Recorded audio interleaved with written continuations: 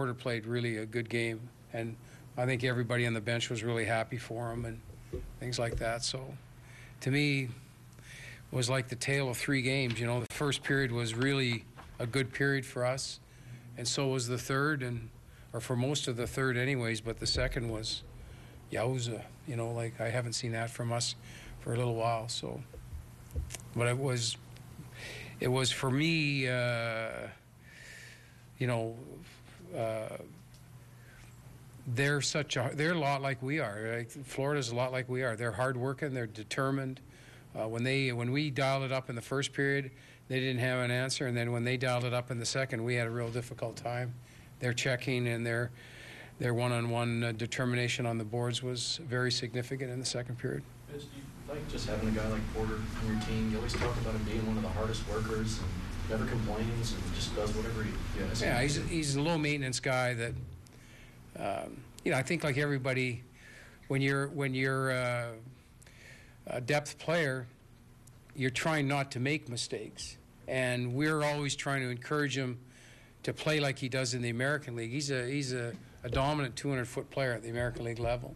So we're thinking if he could ever get some of that, which we're starting to see now, quite frankly, confidence with the puck, ability to make plays.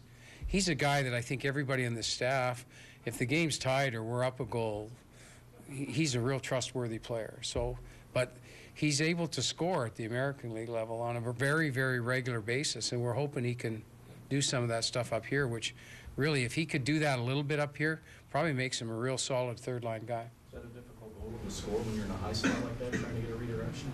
Well, he's got decent hands. You know, he can make plays too, and I think sometimes your mindset changes. You know, you're out there trying not to get scored on, but when David went down, we used a lot of guys here. You know, we had some big minutes. I mean, Schwartzy played 25 minutes, and we had a lot of guys play big minutes today.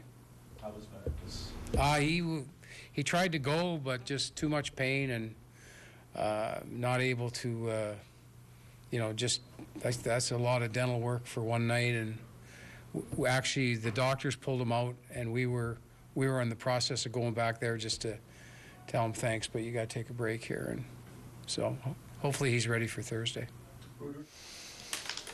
Now there's a little bit of an update on David Backes, who took the puck off the face, a little bit off of the visor as well, but he did not look good and went 4 shifts in that second period and did not return after that. So tough go for the captain. Yeah, tough go. You go in and get your chicklets knocked out. You come back in, and he probably knows now he should have stayed in.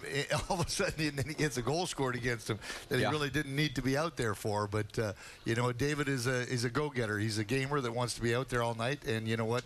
These are the tough parts of the game when you go to the front of the net, and usually that's going to hit him in the visor. And I can't believe the way it came up that it hit him, you know, in the teeth instead of the visor. But it's a tough thing, and as Hitch said, though, things will probably okay. He'll probably be ready to go on Thursday night. I would not be surprised. Just have a sore mouth for a little bit. Yeah, exactly right. We're going to continue. Missouri Lottery Blues live after the Blues 4-2 come back win, as the Florida Panthers did tie it up in that third period before the Blues scored 2 to win it.